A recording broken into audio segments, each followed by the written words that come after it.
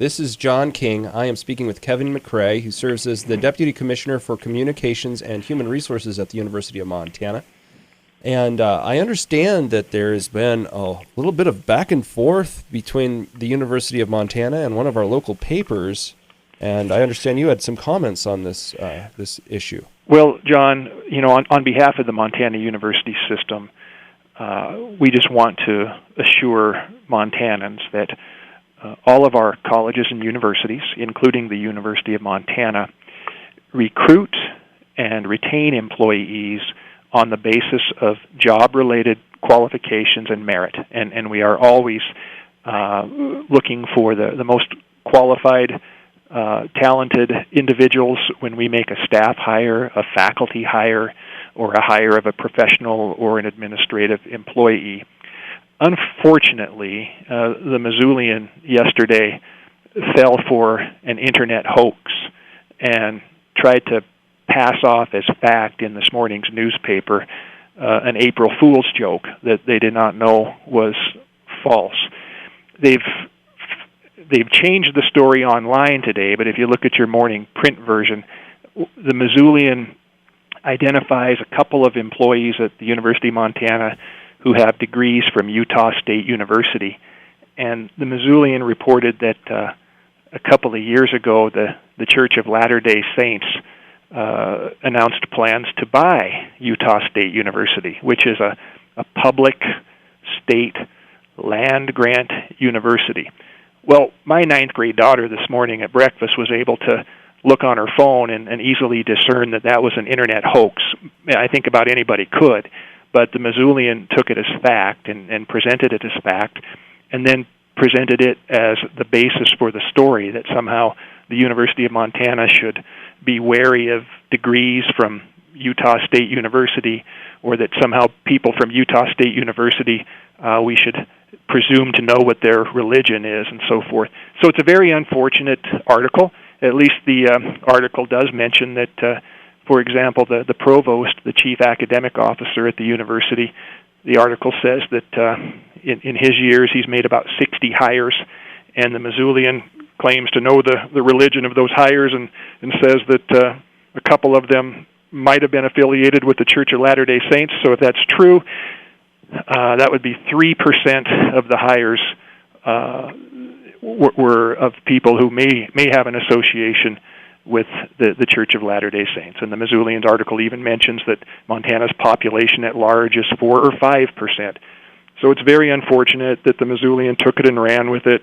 There must be some sources that have really an agenda that has something to do with something other than hiring practices. The Missoulian was citing as the source something called the University of Montana Advocacy Coalition. I don't know what that is.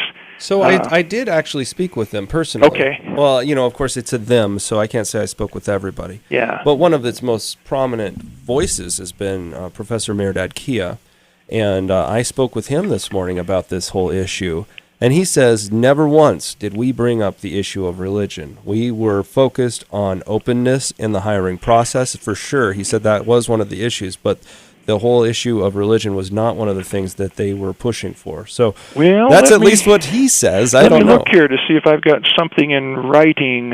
Hold on here. Well, sure. That'd be great to... Did you receive a letter from I did last week. I Okay. did last week. Here it is. This was January 22, which would have been Friday, from Dr. Kia. And it says, I'm looking at it, it's a lengthy letter.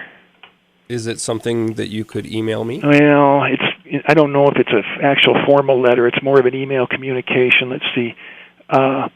Openness, transparency, perceived friendships, rumors of religious associations appear to supersede concerns regarding competence.